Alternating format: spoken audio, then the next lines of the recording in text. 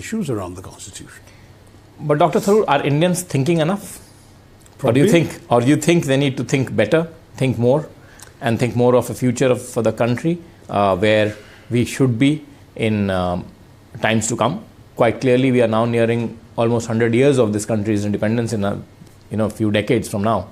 So do you think Indians are thinking enough? Nikunj, it's very interesting. I would say that we are thinking, but are we thinking in complex enough terms, and are we thinking in long-term enough terms? The big worry that I have more and more, and I worry more about the younger generation too, is that attention spans are shrinking. We have become a WhatsApp culture. We read, and some people angrily defend against my arguments by saying, well, they're reading just as much as your generation did, but they're reading on a screen. You read on a page. What's the difference? The difference is that the pages were usually more complex. It required more in-depth engagement, took more time, made you go into the details of an argument. WhatsApp, unfortunately, is a series of short bites. It gives you immediate temporary gratification. I don't know how much it leaves behind in your head.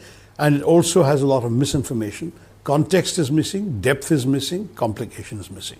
So that's my first big worry. Secondly, you say, what about thinking for the future? We have become very much a present-obsessed culture. We're all about today, and if we think of tomorrow, it means tomorrow. It doesn't mean tomorrow in the philosophical sense of future generations. No, it means tomorrow. So that's the kind of thing that I worry about, because I was in a sense lucky, I realized with hindsight, that I grew up in an India without television, without Nintendo, without PlayStation, without mobile phones, without WhatsApp, without Insta. I grew up having to engage with books. Whatever intellect I developed because I didn't have a choice, perhaps. These kids have a choice, and I believe they're making the wrong choice. You believe that they're making the wrong choice? Yeah, I mean, those who are still reading and engaging with more serious books, and there are many Indians like that, all power to them. I happily applaud. But you are equally active on X and also on Instagram. One has to be, because you also want to reach the people who aren't reading your books.